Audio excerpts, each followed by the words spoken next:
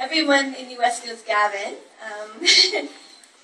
His wonderful New Westminster album, Glimpses of the City as It Was. If you're lucky enough to have a copy of it, because it's sold out, don't give a copy away and then try and get another one. It's so good, I know. So it says, following the pathways of his grandmother, Edna May Ingram, an unpublished but prolific poet. Gavin's poems reflect a new facet of private journeys, not public discourse. Reinvention is the mother of necessity, and growth is not optional. I really like that. Come on, Gavin. And very first time to be published as a poet. So, very awesome.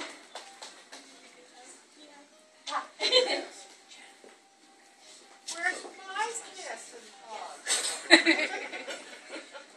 Who's this guy, Gavin? Let's get this set up properly for me.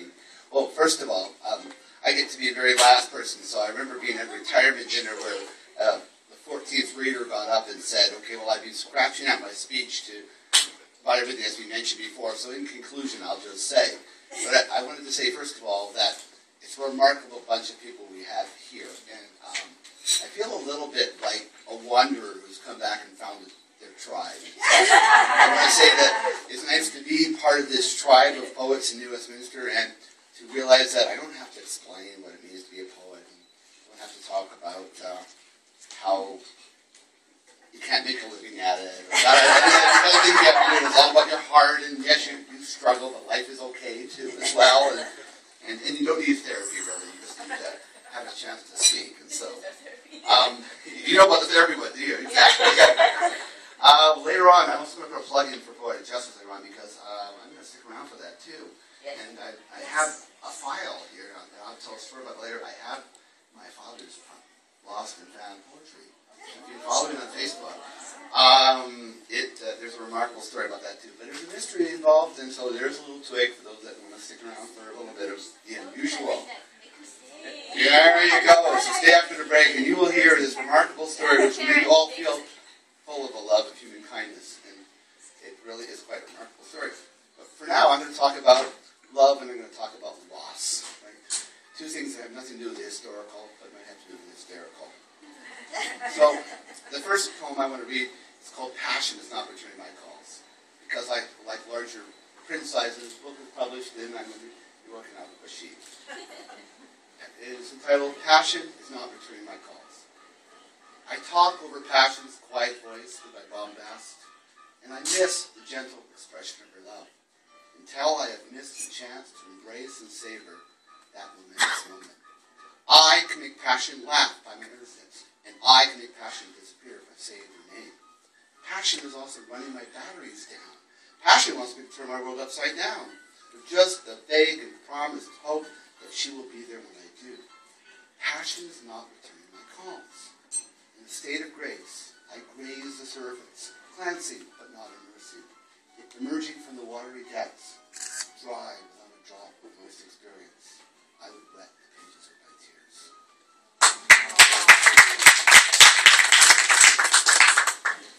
My second poem is on page 49, for those who are following. It is called If Then, Where When. What would not I savor from your small smiles? What would not I treasure from your tender touches? What would not I welcome from the wonder of your words? Where would not I travel to, transect or transverse?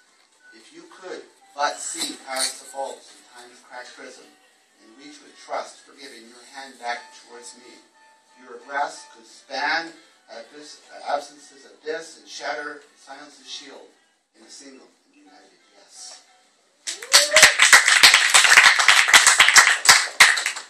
And now the very first poem I wrote ever in my life. And this was all of 8 months ago. So in my coming out party here, this is my publication, Virginity Being Lost here. Virginity Being Lost. So be gentle, please, and be kind, and remember that as well.